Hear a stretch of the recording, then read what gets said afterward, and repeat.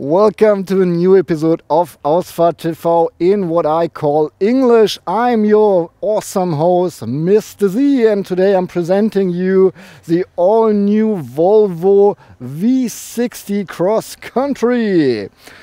Well, it was introduced in late 2014 at the LA Motor Show, while the current model of the Volvo V60, the regular version, was introduced in 2010, and there was a mid-cycle update in 2013.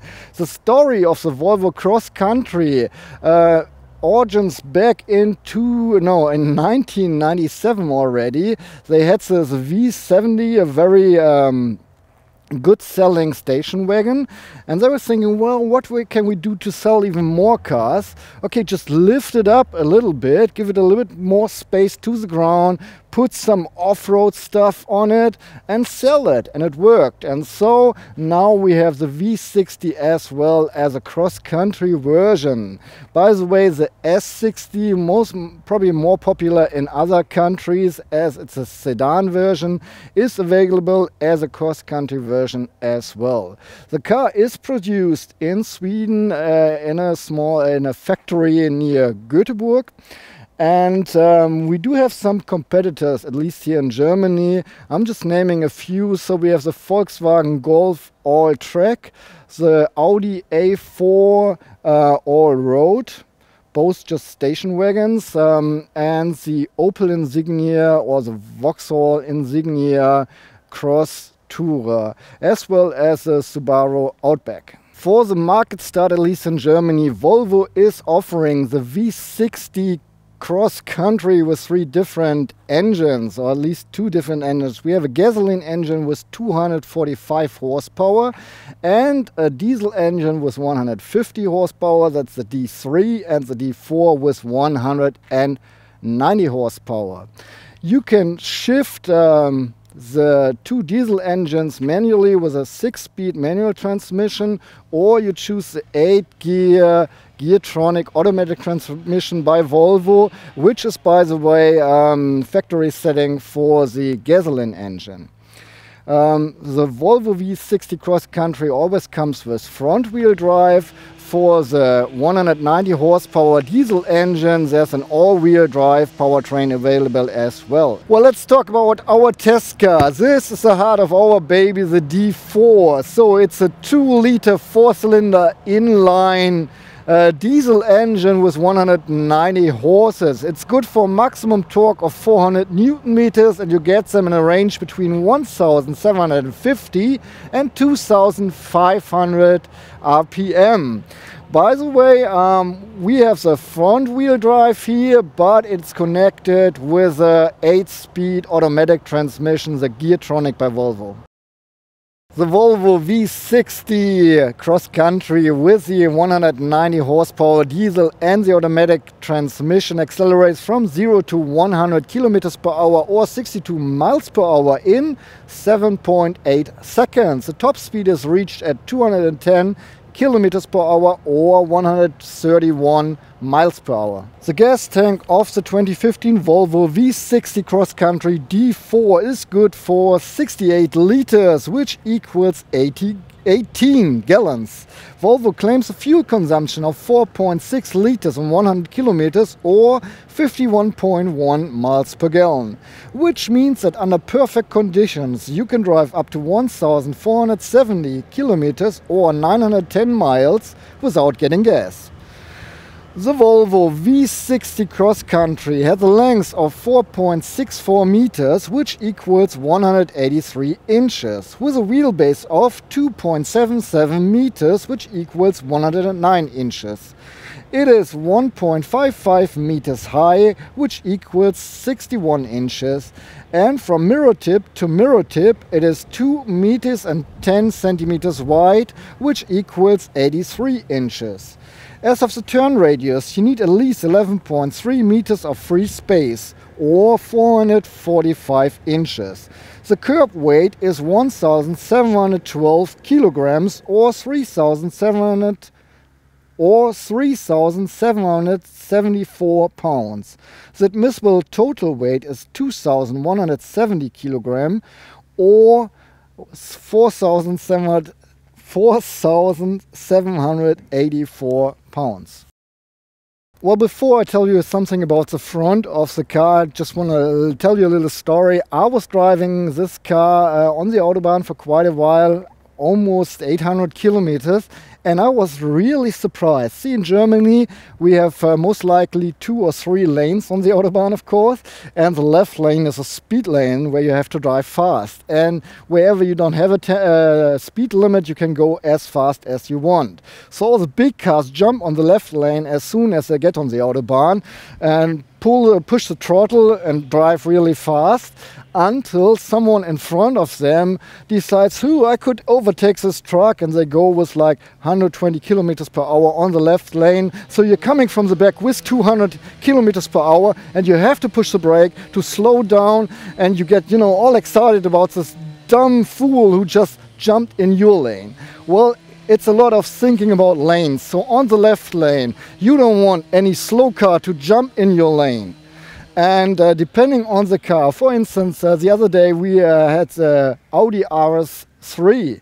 It has a lot of power, it's a fast car, it's a sport car almost, but it looks like a regular Audi A3. So you sit on the Autobahn, you go 250 kilometers per hour on the left lane, you're really concentrated focus, and there's this dummy, on the right lane, hopping on the left lane because like far apart there's a truck that he wants to overtake. So you have to go all the way on the brakes to slow down and don't smack him from the Autobahn, and then you can accelerate again. So in the rear mirror the Audi RS3 just looks like an A3 for most people, while this baby right here, which is actually an SUV sort of car, makes such an impression on other guys that they don't hop on the left lane, and I really enjoyed this. Even this car is not even driving fast. However, in Germany at least, the Volvo V60 Cross Country comes with 3 different option lines. We have the highest line, and it's called Summum over here.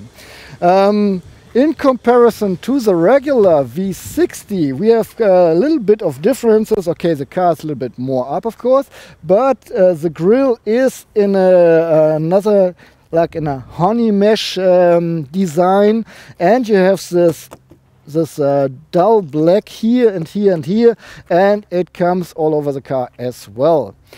Besides that, as an option here in Germany, you can order the big xenon lights, and they come with dynamic cornering light, and there's an assistance for the high beams, so you can drive with high beams all the time. And when you have a car in front of you, it sort of spares out this car, so the driver is not disturbed by your high beams. Well, from the side view, you might see at once this car is a little bit higher than the regular V60, 6.5 centimeters, so it has a ground clearance of 20.1 centimeters altogether.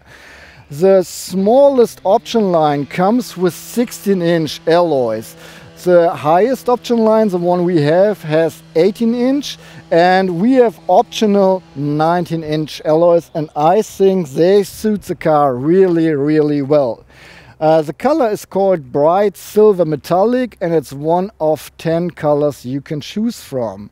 Thinking again about specifics of the V60 Cross Country version, so we have this plastics on the fender, we have black mirror caps and black frames around the windows. That's specific for the Cross Country model. Finally, to the back, you might know the long rear lights from the Volvo V60, so it's the same with the Cross Country version.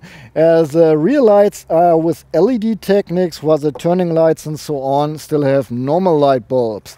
The big difference between the regular version and the Cross Country version starts down here. So we have this black thing again. Here it says Cross Country. We have the silver piece like in the front again, to pretend it would be for off-roading, and on both sides we have exhaust pipes. Well, not really pipes. The pipes are down in here and much smaller than what you see. Well, I would like to show you the interior.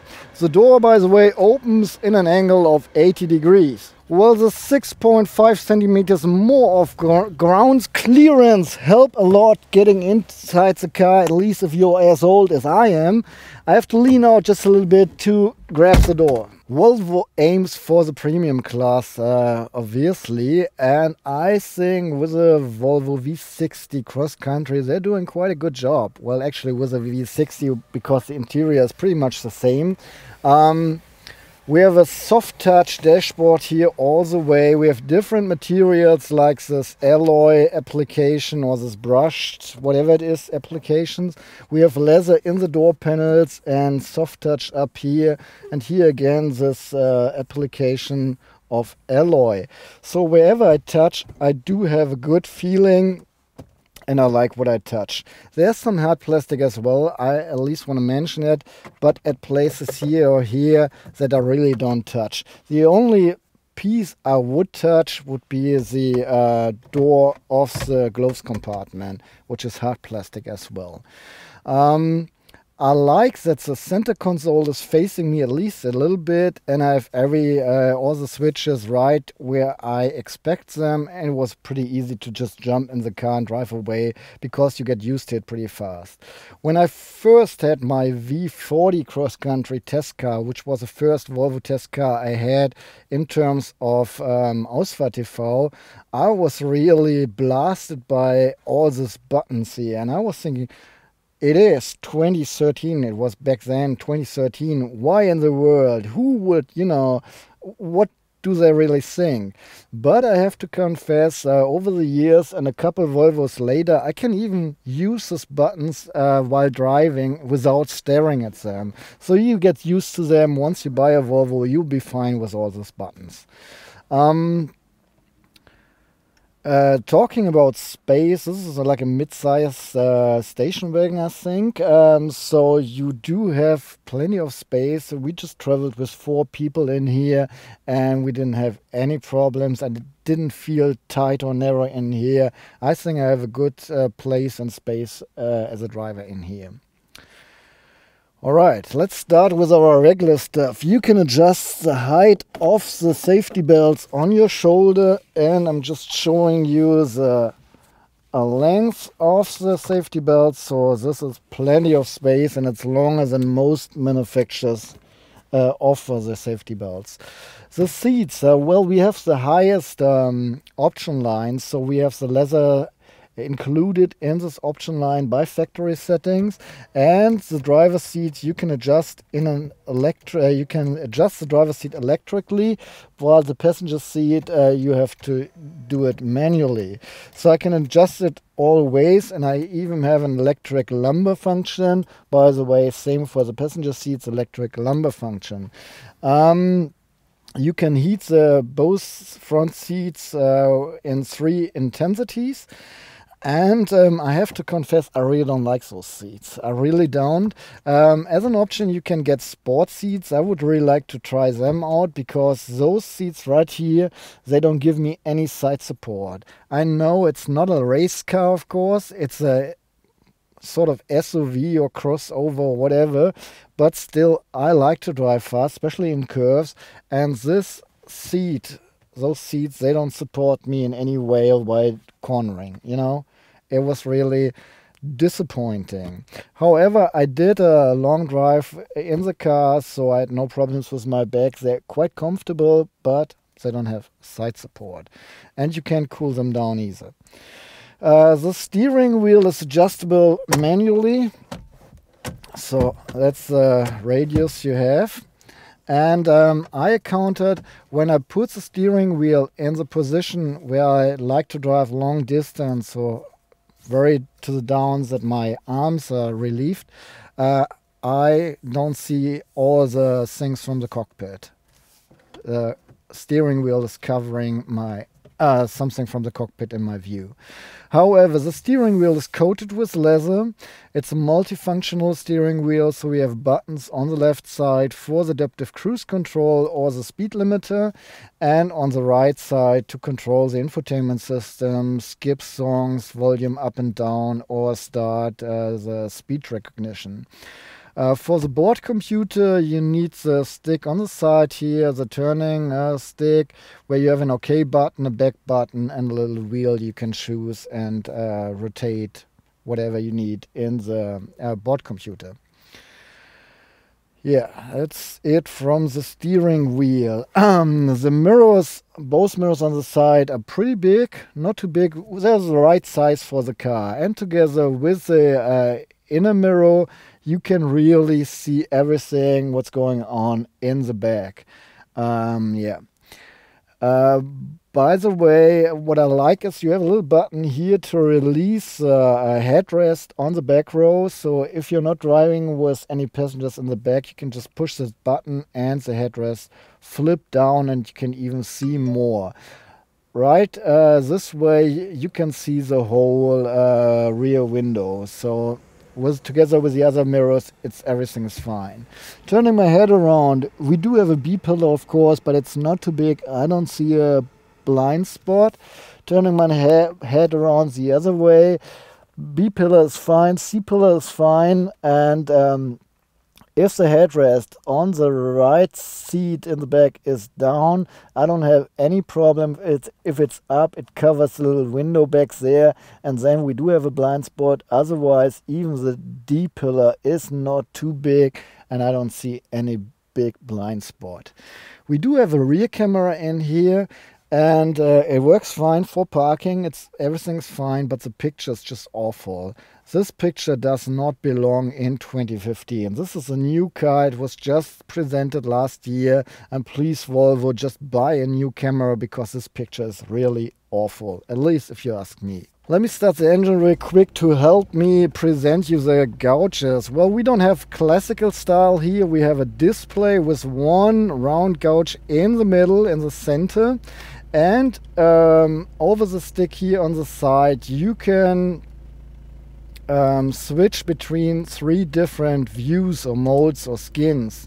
So we have elegance, and in the round gouge we have a speedometer going up to 260. The car runs to 210, so that's fine. On the left side in the wing we have the water temperature. On the right side there's the RPM meter. Going in the view Eco, we have the speedometer again in the middle, in the center, going up to 260 again. On the left side in the wing we have an Eco guide helping us to save fuel. On the right side we have the RPM meter. I all the time use the performance view. So in the round gauge in the middle, we have the RPM meter starting at 5,000, going up to 6,000 RPM, and the range starts at 5,000 RPM. In the middle, in the center, we have a big letter for the speed, so we have a digital speed in this view, and I really like it. On the left side, the water temperature again. On the right side, some power, whatever it means. I think, just shows you how much power you have. On the wings down there we can choose between seeing just the temperature and the time, or even seeing the current fuel consumption on the left side and the reach of your current fuel level on the right side, or the average fuel consumption and the average speed you've driven so far. You can turn this off again, and then further in this little winglet on the left side we have some LEDs that show me how much more gas is in the tank, or diesel in our case, and on the right side the driving program from the automatic transmission. You can read it easily during nighttime as well as during daytime, even if the sun stands on it. The infotainment display has 7-inch, and it looks just bit too tiny, I think. Maybe it's because it's down in here. So, I mean, yes, you can put something on here, but it's pretty tiny. You can read it easily and fine. And yeah, it's just okay, I guess. It does a job and you can read it. That's it. We don't have an ambient light in here, just some white light in the foot compartment. We don't have a sunroof in our car, but we do have a horn. It's right here and sounds like that. Welcome in the inside again for the compartment check we always do. In the door panels we have space for this half a liter bottle, maybe an 0.75 liter bottle will fit here in here as well, but that's pretty much it. Behind we still have enough space for CDs, a wallet or whatever. There's nothing else, and behind the middle part we have a compartment you can reach in from both sides. The ground is covered with a surface, with an anti-slip surface, so things don't scoot around. I just put my iPhone in here. Behind this drawer we have two cup holders where this bottle fits in. We have spacers, like, you know, rubber spacers on the sides to protect the bottle from shaking. In here you will probably fit in 1 liter bottles even. And between the two cup holders we even have a 12-volt outlet. Can close this again. The little armrest is not adjustable at all, but you can open it, and here you have quite a deep compartment where this bottle fits in all the way. Well, it did. Come on.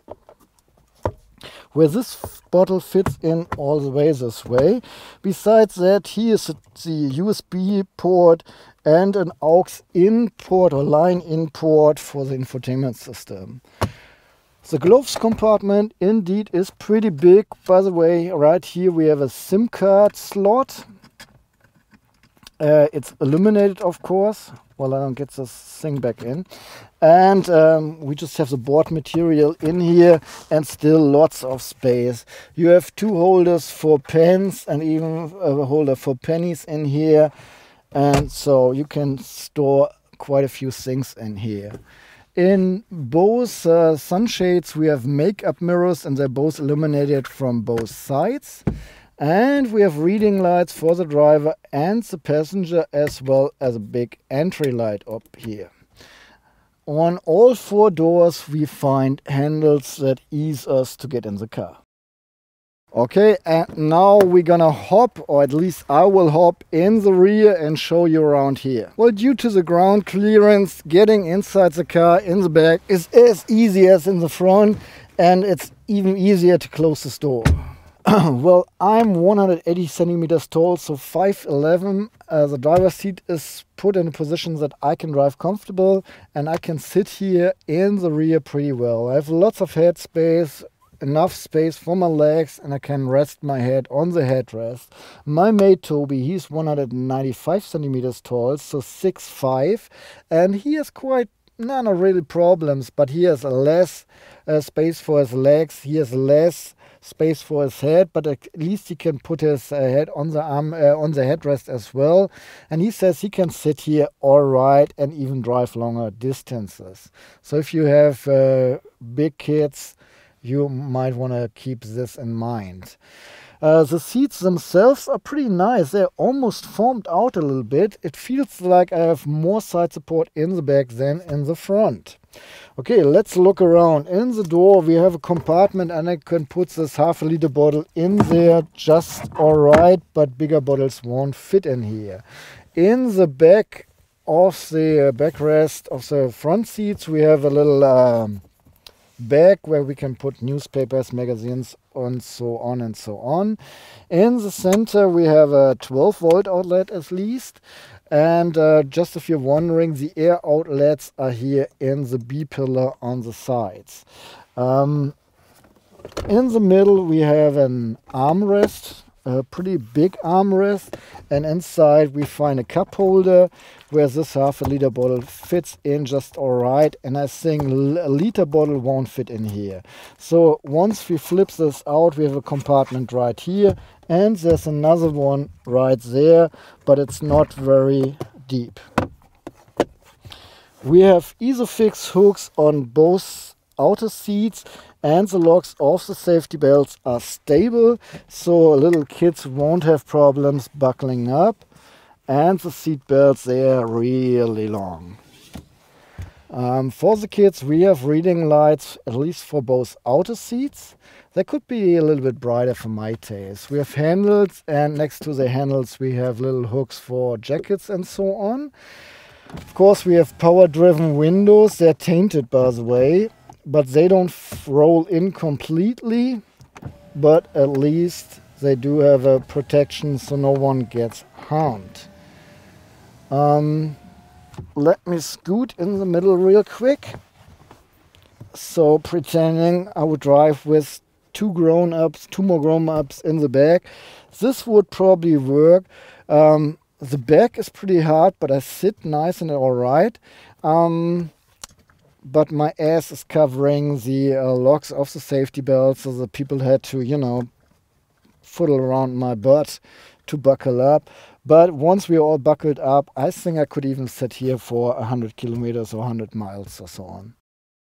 Okay, at this part I always show you the key first, actually to show you how I can open the trunk with the key. Here's a button and I can release it, but it doesn't open by itself. It does not have an electric hood. So here's a little button right down here, which I can use to open the trunk, and here again is the key, a little plastic key, Volvo badge on one side, 5 buttons on the other side. Pretty simple. And by the way, you can remove the real key if you push it here, and then you can release it.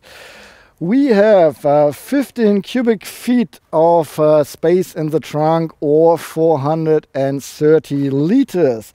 Our tripod case fits in here pretty easy, which means that we have at least 1 meter of width. And actually I just measured it, it's 1 meter and 10 centimeters. Looking inside the trunk, there's a little trap door, and below the trap door we see a little compartment with a warning vest, first aid kit, and the warning triangle. Inside the floor we have another flap where we can lift up, and that's most likely to just separate your luggage from each other so it doesn't mix and scoot around. We have a 12-volt outlet, good for maximum 120 watts on the left side, and we have 4 hooks to tie things up, and that's pretty much it. There's a little lamp, or an LED lamp even, here in the door. I can remove the privacy shield, blind, whatever, pretty easy. That's what I just did. And I can even flip the backrest of the second seat row from here. All I have to do is pull those handles and flip the sides, and we can flip it in a relation 60% on the left, on the right side, and 40% on the left side. Once we have flipped the backrest of the back seat, we have space for 1,214 liters of luggage. We even get a pretty plain surface here. And by the way, just the other numbers, it's 1 meter to the backrest of the back seats. It's 1 meter and 50 to this part here. I will come to this in a bit. And 1 meter and 80 to the backrest of the driver's seat. And if we scoot the passenger seat in the very front, we even gain 20 more centimeters. So we can put in luggage here up to a length of 2 meters. So this beast here and here, we have protection, like goods protection actually. So we can pull this out here and, you know, put it in here on this side as well as on this side. Well, I'm not getting it here. However, Well, pretend I would get it. You know, we could use this part as well, put it in there, and then you're protected from goods in the trunk. I think it's a neat idea. I wouldn't use it, and so I think it's just over because, you know, that's too much for me here at this part. You can load up to 458 kilograms inside the Volvo V60 Cross Country, which equals 1010 pounds. By the way, you can store up to 75 kilograms on the roof, and you can even install a hook and pull trailers up to a weight of 1.8 tons if the trailer has its own brakes. Yeah, that's pretty much it. By the way, in case you're interested, the clearance of the back door is about 2 meters and 15 centimeters.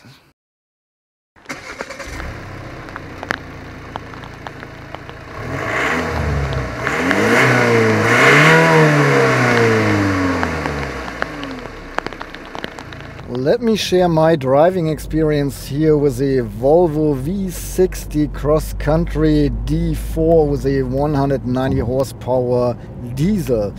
First of all, 190 horses is just enough for this car.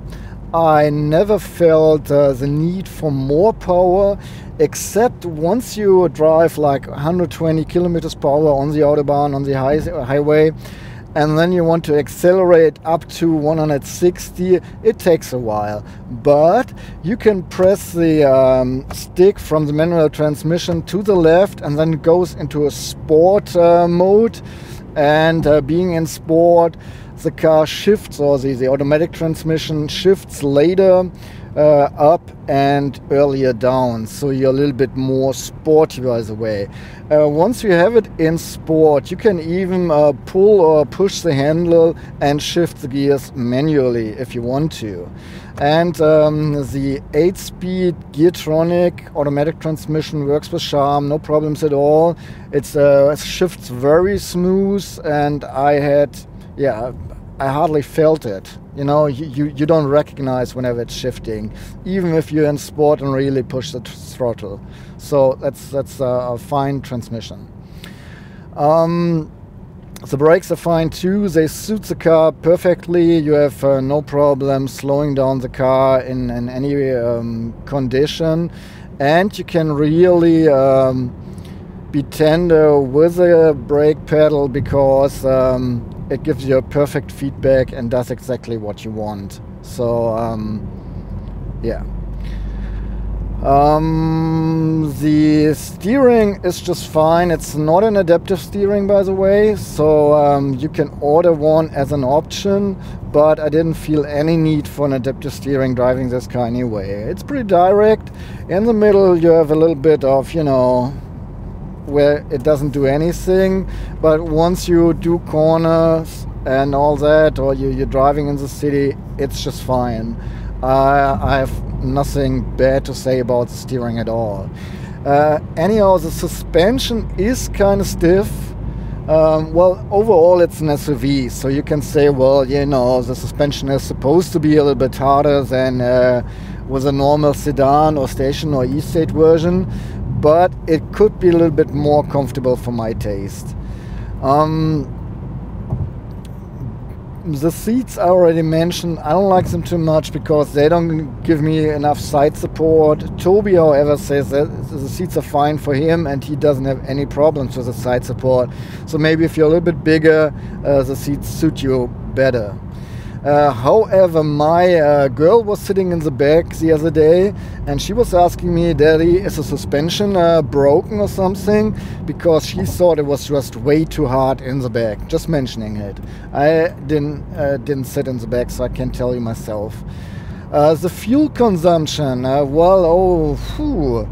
Volvo says 4.6 liters diesel on 100 kilometers. We say between 8.4 and 8.6 liters. So we almost doubled the value that Volvo claims. I think that's just a little bit too much because we didn't drive too fast. Yes, I did take the car on the autobahn, and yes, I did drive 210 for quite a while, but it was not like, you know, all the time. And quite a few kilometers, we did around 1,000 kilometers with the car. Quite a few kilometers of this I was just driving 120, 140. So I'm not really sure why the fuel consumption is so bad for our test drive. There's an Eco Plus button here in the middle, and I have to confess I hardly used it. So next time, next week, we will get the S60, so the sedan version of the Cross Country model, and I make sure that I use the Eco Pro button or the Eco Plus button all the time in order to see if I can make a little bit better fuel consumption. Talking about noises in the car, wind noises start at 120 kilometers per hour, really silent. They get a little bit louder at 150, but they don't get louder up to 210 kilometers per hour. And you still can have a decent conversation in the front, so no problems at all. We do have quite a few assist systems here in the car. First of all, I want to mention the collision warner. I can activate or deactivate it here by a button. So when I regular drive and there's a car in front of me, if I'm not having enough distance to the car, then 4 little LEDs glow up here in my view in the windshield. And if I go even further and you know, reduce the distance to the car, at some point it starts blinking, flashing really in a deep red blue. In a deep red blue. It starts flashing red with 8 or even 12 LEDs, and you have a signal noise as well, warning you in a really good way. By the way, it even warns you in case they are dead objects, like I'm living in a tiny road where I have to, you know, pull around the corners, and if there are cars in the corner parking, it warns me if I'm getting too close. We have a blind spot warner, the little LED in the side in front of the mirror. Works with charm, you know, warns you if there are a car up to 60 meters in your back in the blind spot, and if you don't see the blind spot signal and you put the turn signal in this direction anyway, it starts flashing and gives you a really good, it gets your attention. We have a traffic sign recognition in here as well, which works most likely with charm. Once you have traffic signs or speed limits on both sides. If it's just on one side, it does not always work. And I think I had problems with the signs that show you the end of the city limits. It does not always cover this when you leave the city limits. I'm not too much of a fan of this infotainment system right here, but it works fine. The GPS navigation system works fine and guided me wherever I wanted to. I just don't like this turning wheel with this OK and exit button. I would rather have something real like Mercedes, Audi or whatever have, you know, like a real jog shuttle. The speakers, however, in our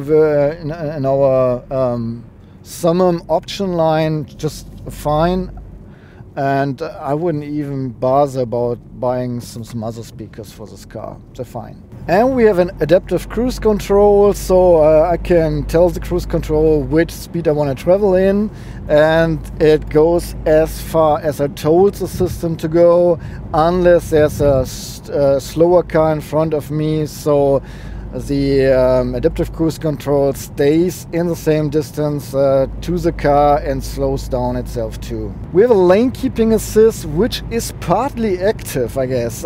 First of all, we have in the display we see our car, and once it recognizes both lanes, both lines of the lane, it shows them in a bright white, while if it doesn't recognize the lines, they are like in dull gray. So when I cross one of the lines, it is shown in red here in the display, and if I ignore the warning, it even starts vibrating the steering wheel. And it does prevent the car from crossing the lane. Really, well, I don't know. It's not as aggressive like the systems that I know from the Volkswagen company that really try to keep the car in the middle of the lanes. Here it just prevents you from going over the lane. Well, let me sum up real quick at the end of our review. Did I have fun driving the car? Ooh, I don't know. Well, see, Toby, my mate, he says, yes, I had fun driving the car. It was a fun drive. I say, no, I didn't have too much fun. It's a fast one. It's a good traveler. It's a good car for long distance. But really driving fun, especially in curves, no, I say no. No side support on the seats for me. And with the whole setup of the car, I was not really pleased. But two opinions for one car. Toby likes it. Fuel economy, fuel efficiency, well, no. Volvo claims 4.6 liters, we say 8.4 liters. So we almost doubled the value of Volvo, and that's quite a bit. I have to say there's a little tiny button, it says E+, so you can activate an eco mode. We will have the same car here in a few days again as a sedan version, and I will really keep this button pushed to see if I can, you know, get closer to what Volvo says. Right now this car is just drinking too much, for my opinion. Usage as a daily driver, both thumbs up. You have enough space for 4 grown-ups. You have a big trunk as well. You can easily get in, get out, even if you have an old bag like I do. And even putting stuff in the trunk is pretty easy, since yeah, you can just push it in there. Comfort, well, we have two different opinions again. I say it's not very comfortable. The seats are fine, but the whole suspension is just way too stiff for me. I was driving with my daughter, and she asked me, sitting in the back, Dad, is a car broken or something? Because it was just too stiff for her in the back. Toby says, well, he didn't sit in the back, but he says while driving, he thinks it's comfortable, and he has no problems with the seats either, maybe because he's just a little bit bigger than me. Well, summing up my personal opinion, and that's really weird what I will tell you now. I think the whole concept of the car is just plain stupid. We take an E-State car and just lift it up and make it sort of like, hey, you smell a little bit SUV. I mean, how stupid is this? On the other hand, just looking from the outside, I think it's damn sexy. I like this car. It really, just looking at it, you know, especially with this 19-inch alloys they put on here, I think it's a damn sexy car. I really like it. Okay, please let me know in the comments what you think about the Volvo V60 Cross Country like we have it here. Do you think it's a sexy car, or is it really downturner or something? If you have any questions, please put them in the comments. If you have any suggestions or anything else, just let us know in the comments, and we are trying to answer. If you want to help us, please give us a thumb up to motivate us. And if you do even more, please share this video on all the social networks like Twitter, Facebook, Google+, or put it in your personal playlist on YouTube. This will help us. I'm saying goodbye. I'm your host, Mr. Z. Tune in next time when I say Learning English with Mr. Z.